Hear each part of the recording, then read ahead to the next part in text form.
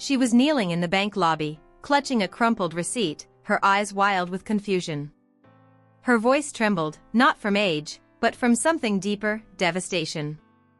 "But he said he needed surgery, that he'd pay me back," her words spilled out to no one in particular, echoing against the sterile marble floors.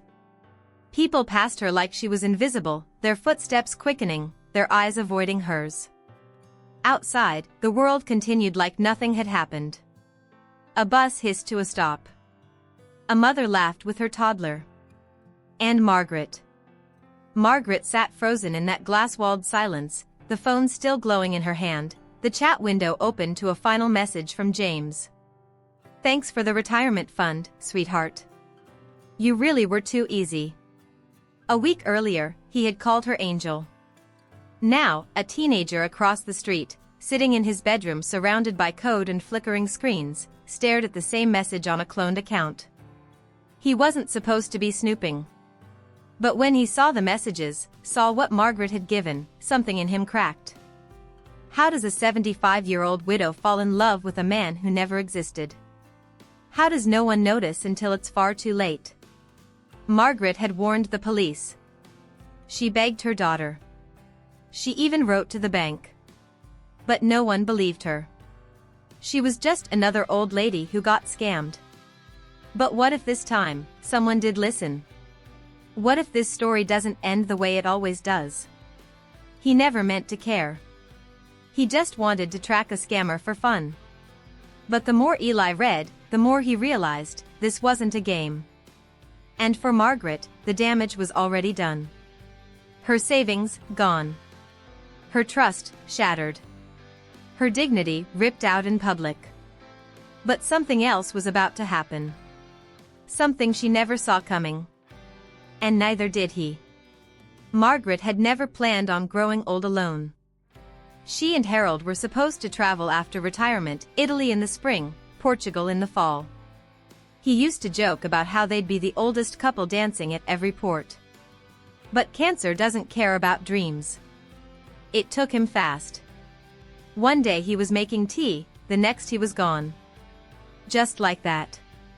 The house that once echoed with laughter and music now sat in silence. She still made 2 cups of tea every morning. Force of habit. But only one ever got drunk. Her daughter, Rosa, called less and less. Always busy. Always tired. Margaret didn't blame her. Life moves on for everyone. Everyone except her. The days blurred. Meals didn't taste like anything. Sunday church was the only time she saw real faces, and even there, she felt like wallpaper. She smiled at everyone, but no one asked her how she was really doing. Then one evening, everything changed. It started with a message. She had joined a widow support forum online. Just to read. Just to feel like maybe someone understood. His profile picture was warm, an older man with silver hair and kind eyes, standing on a sailboat, wind in his face. His name was James. His first message was simple. "You remind me of someone I once loved." She didn't reply at first. It felt odd. But there was something gentle in the way he wrote. Not pushy. Just kind. Respectful. Over time, they talked more. About grief. About Harold. About the ache of being forgotten in a world that moves too fast. James said he lost his wife too. Said he knew what it was like to sit in a house full of memories and feel completely hollow. He wasn't looking for anything, he said. Just someone who understood. That's all Margaret had been searching for. He told her he used to be a doctor. Retired early. Lived in Spain now, near the coast. Sent her photos, his little boat, his vegetable garden, his golden retriever named Max. He even called her darling once, and it made her heart flutter and ache at the same time. They started video chatting. His camera was always off, poor connection, he said, but his voice was smooth and calming. He listened to her. Really listened. Asked about her garden. Her late husband's favorite books.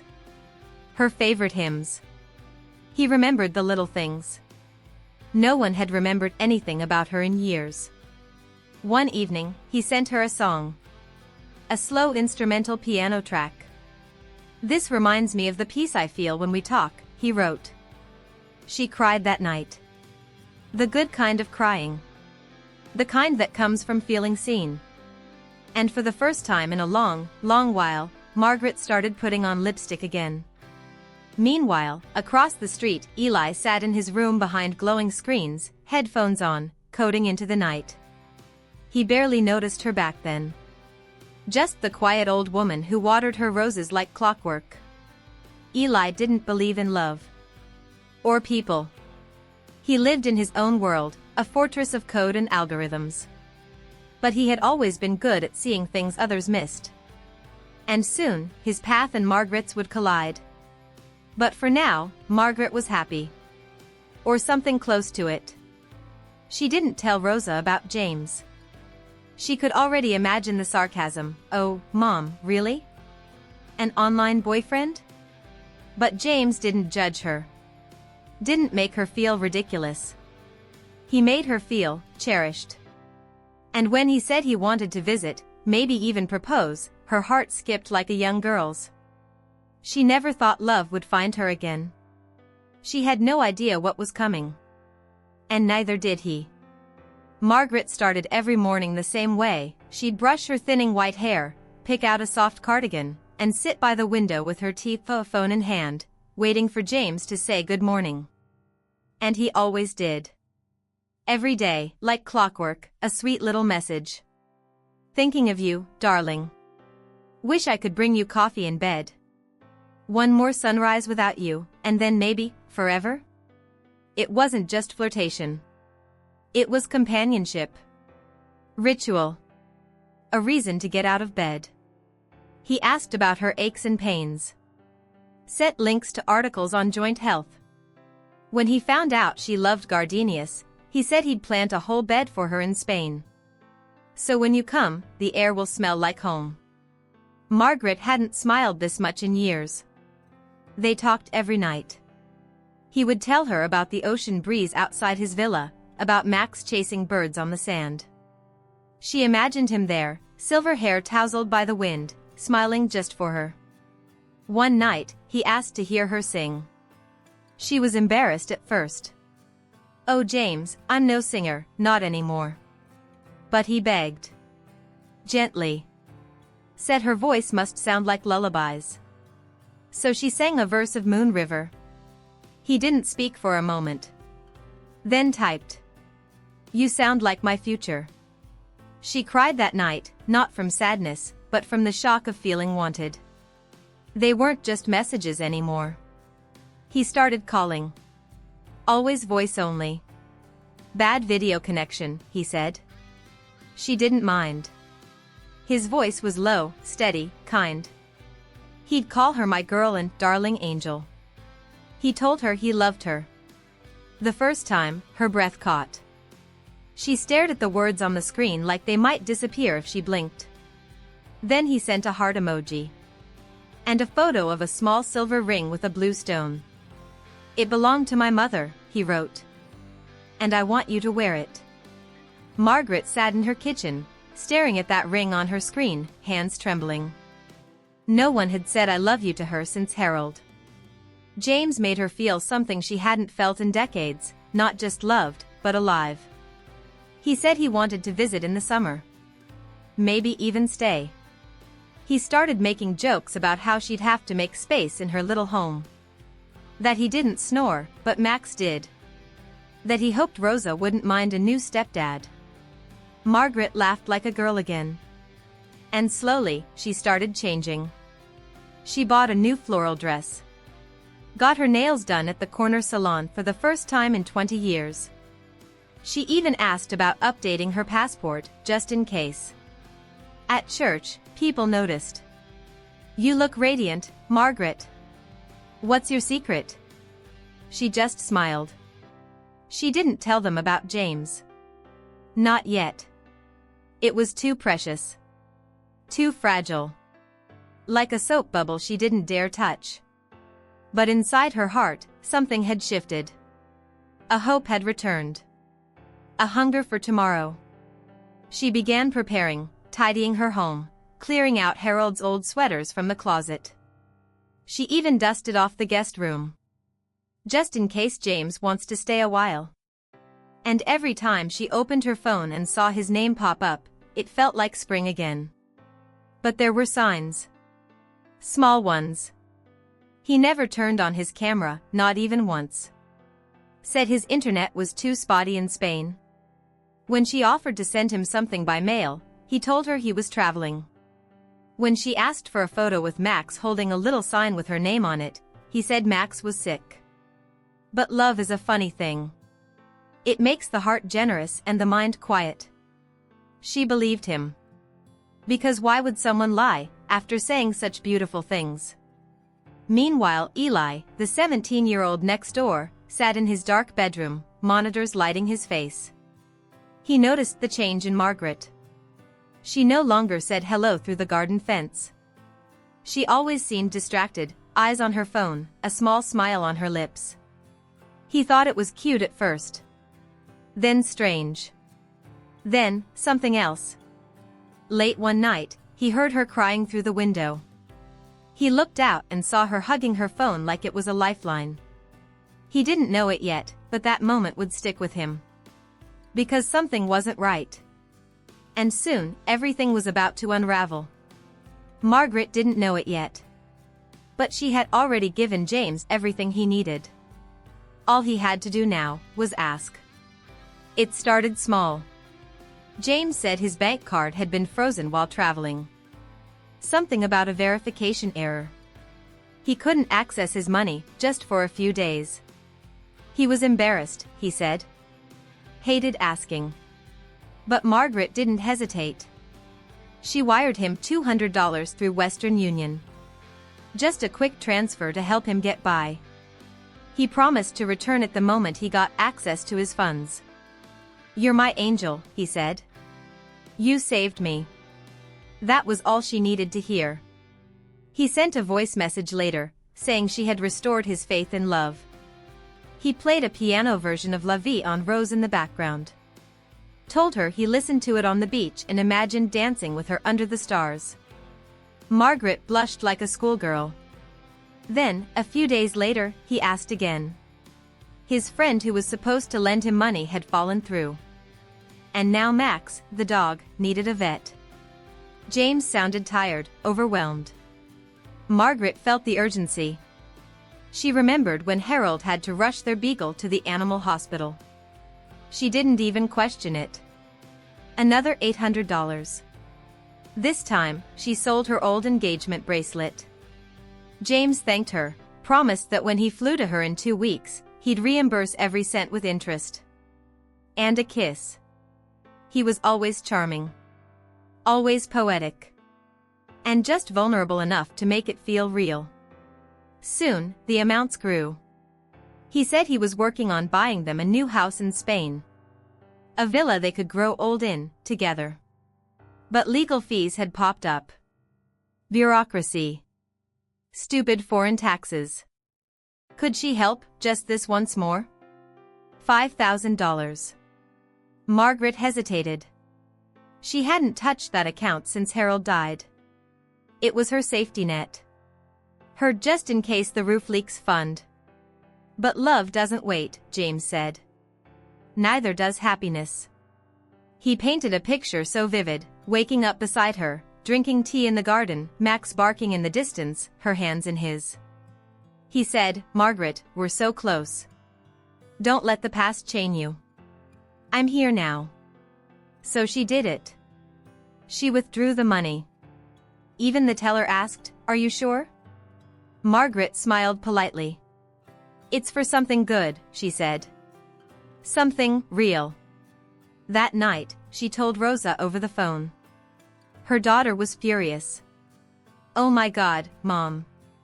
You didn't really send him money, did you? You don't even know this guy." Margaret's voice tightened. "He's not just some guy. He's more of a man than anyone since your father died. You've never even seen his face. Rosa shouted. Margaret hung up.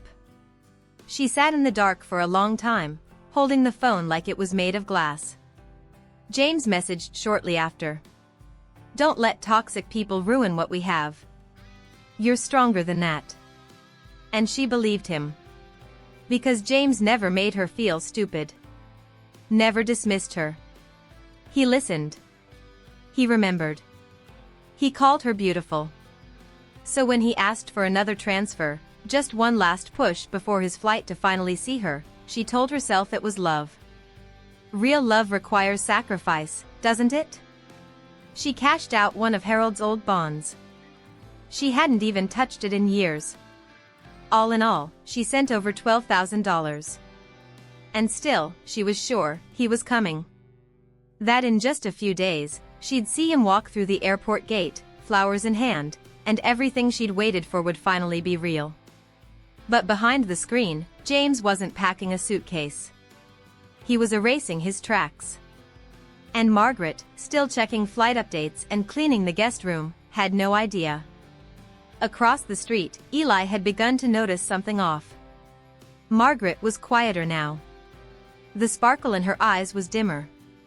And that night, when he saw her through the blinds, sitting at her kitchen table, shaking as she clutched a receipt, he felt something he couldn't explain. Something between suspicion and protectiveness. But by then, the trap was almost fully sprung. And Margaret had no idea she was already standing in the ruins. Margaret stopped going to church.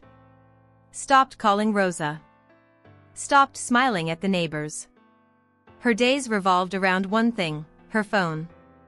She checked it constantly, waiting for James to reply.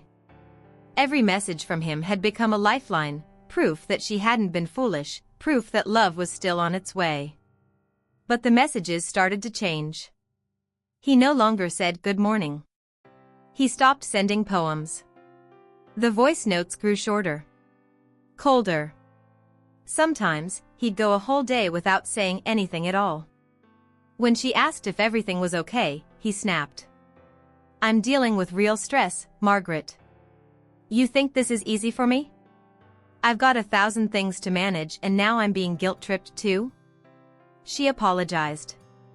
Said she didn't mean to upset him. He didn't respond for 2 days. And when he finally did, all he said was, I just need some space. It was like someone flipped a switch. The warmth disappeared. The tender words were gone. He became moody, distant. But every time she thought he might disappear completely, he'd send a message just sweet enough to pull her back in. I'm sorry, Angel. I'm just under pressure. I still want us. Those crumbs were all she needed. Because when you're starving, even a crumb feels like a feast. She convinced herself it was the stress. That he still loved her. That he'd come through. That everything would go back to how it was in the beginning. So she kept giving. Not just money, but pieces of herself. Her confidence. Her voice. Her sleep. She stopped meeting her friends for tea. Missed her book club twice in a row. She ignored her doctor's calls. Rosa tried to visit, but Margaret pretended to be out. She couldn't handle the judgment, the looks, the questions. She just wanted to be alone. Alone with James. Alone with the idea of him. But something in her had started to break. Late at night, she would reread their earliest messages, trying to remember how it all began. Trying to hold on to the feeling of hope. She looked at the pictures of the sailboat. Max the dog. The Spanish villa. But suddenly, the images looked generic. Too perfect. Like something from a magazine. She asked James to send a video. Something real. Even just a hello. He replied. My laptop camera's broken. I've told you this before. Do you not trust me? She panicked. Apologized again. And he went silent. Days passed. No reply. Margaret stopped sleeping. She sat by the window until sunrise, clutching her phone. She jumped every time it buzzed. But it was never him. The pain wasn't just emotional, it was physical. Her chest hurt. Her stomach ached. Her hands shook. Her body was trying to scream what her heart refused to hear. Across the street, Eli was starting to see it too. He watched Margaret from his window, noticed how pale she looked. How she didn't prune her roses anymore. How the garden was overgrowing. She used to wave at him. Now she didn't even glance up. He heard her crying one night through the thin summer air. It was muffled, but raw. Something inside him shifted. He knew tech. Knew how people lied behind screens. And he had a gut feeling, one he couldn't ignore. He started digging. Not much at first, just curiosity. But what he found in her Wi-Fi logs, in the headers of emails, in the metadata from her chat screenshots, it wasn't just strange. It was wrong. And dangerous. Margaret didn't know it yet, but she was standing at the edge of something far worse than heartbreak. And James, if that was even his real name, was nearly finished with her. He had taken her money. Now, he was erasing her. One cold silence at a time. Margaret stood at the bank counter, her fingers trembling as she handed over her final withdrawal slip. The teller, a young woman with kind eyes, paused. "Are you sure about this, ma'am? It's a large amount." Margaret forced a smile. "It's for someone I love." She signed the form. That was the last of it, her savings, Harold's emergency fund, even a small inheritance from her sister. All gone. But James had promised.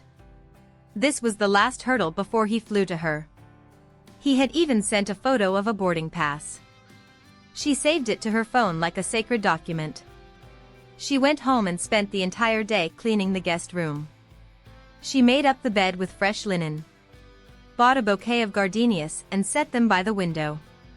Lit a lavender candle. She wore the floral dress he said he liked. She even practiced introducing him to Rosa, just in case her daughter finally gave in and came to visit.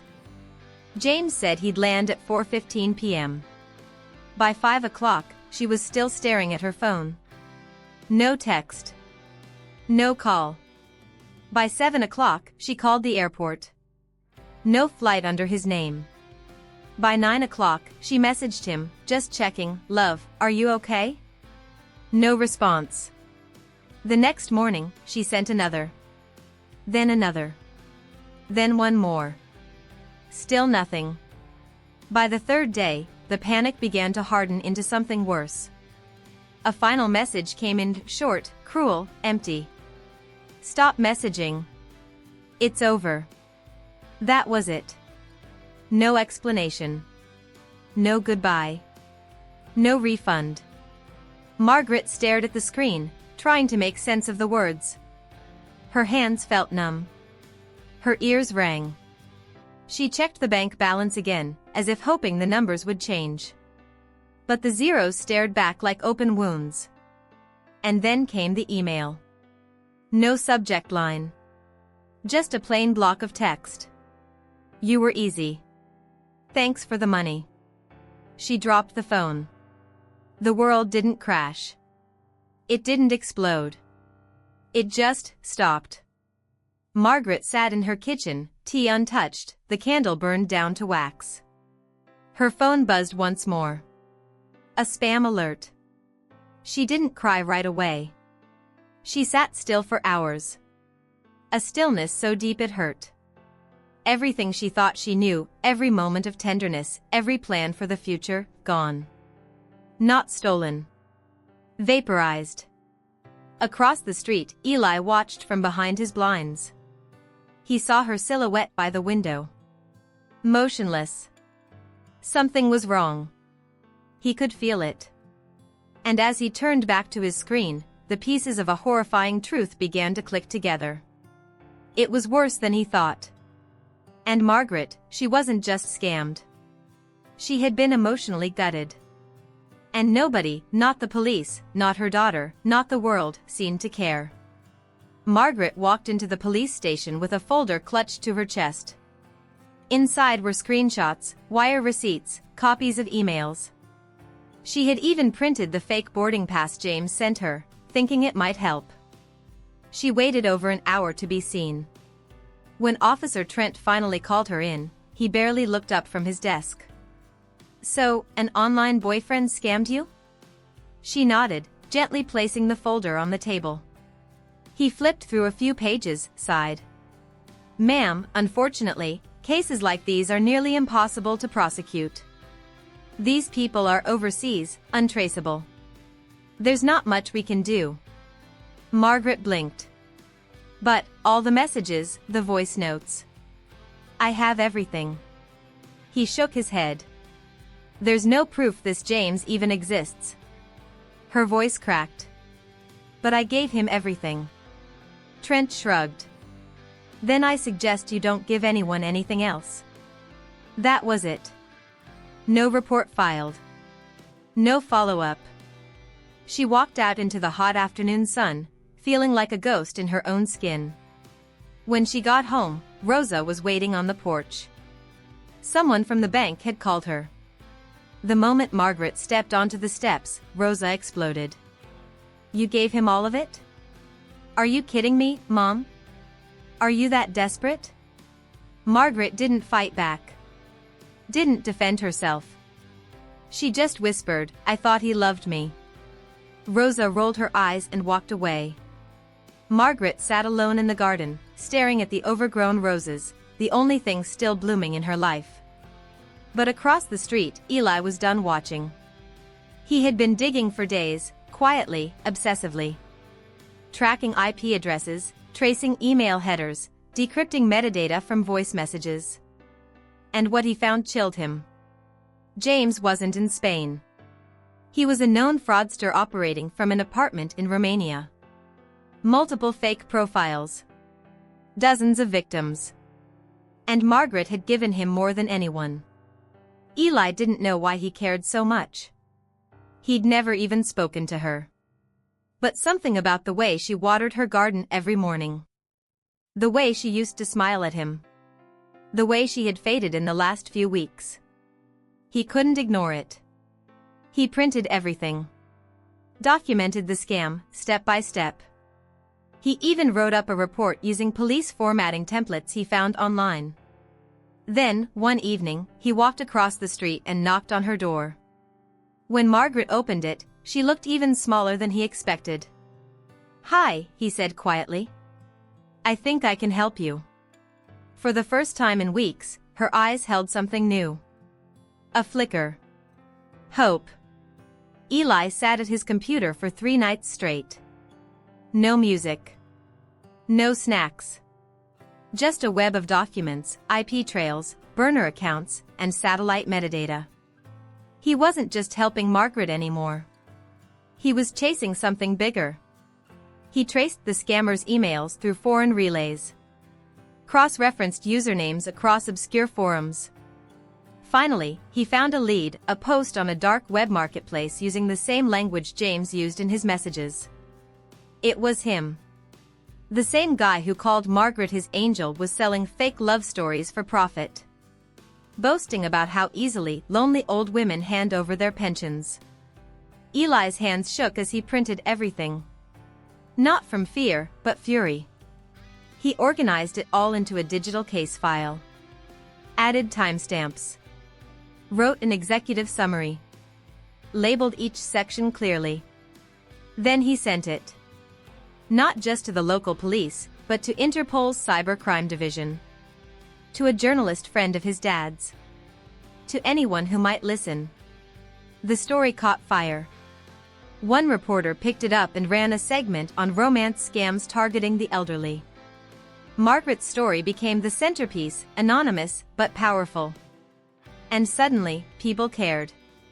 An international investigation was launched. Eli's evidence was solid, enough to freeze accounts, flag identities, and even help arrest a known digital predator in Bucharest. When Margaret got the call, she didn't believe it at first. Then they told her a portion of her money had been recovered. Not all, but enough. Enough to breathe again. Enough to feel like the world hadn't completely turned its back on her. When she hung up, she just sat in silence for a long while. Then she went to her garden and clipped the roses. That evening, she brought Eli a pie. Homemade. Warm. They sat on the porch, not saying much. Just watching the sun drop behind the rooftops. "You didn't have to do all that," she said softly. "I know," he replied. "But someone had to." Rosa came by the next weekend. She apologized. Really apologized. Sat down with her mother and cried. Not out of pity, but regret. Margaret forgave her. Not because she had to, but because she wanted to. She was done holding on to bitterness. Eli helped her set up privacy settings, secure her accounts, and even build a small online community for seniors to teach them how to spot scams and stay safe. Margaret became the person she needed back then. And for the first time in a long time, when she looked in the mirror, she didn't see a victim. She saw a survivor. And across the street, Eli saw his neighbor smiling again. The kind of smile that says, "I'm still here. I thought love had found me again. I thought I had one more chance at companionship, one more chance to not grow old alone. But instead, I was lied to. Used. Stripped of my savings, my dignity, and my trust. For a while, I believed I was foolish. That maybe I had asked for it. That I should have known better. But then someone listened. Not the banks. Not the police. Not even my own daughter at first. It was a boy. A boy who barely knew me. He saw what others didn't. He believed me when no one else did. He gave me back something I thought was gone for good. My voice. Eli didn't just expose a scammer. He reminded me that it's never too late to be seen. Never too late to be protected. Never too late to matter. And now I see things differently. I see how many others are like me. Lonely. Trusting. Invisible. Easy targets for people who weaponize kindness and romance in need. That's why I'm speaking now. Not to share a sob story, but to leave a warning. Please, if someone you love is talking to someone online, don't mock them. Don't dismiss them. Don't call them stupid. Ask questions. Stay close. Listen. Because I didn't need judgment. I needed someone to care enough to look closer. And if someone tells you they've been scammed, believe them. Don't let embarrassment silence them. Don't let silence protect the predator. Today, I walk through the same park where I once sat crying with no one to turn to. Only now, I walk taller. Stronger. Wiser. I am not broken. I was targeted. I was betrayed. But I survived. And I'm not afraid to speak anymore. Not for me. But for the next Margaret.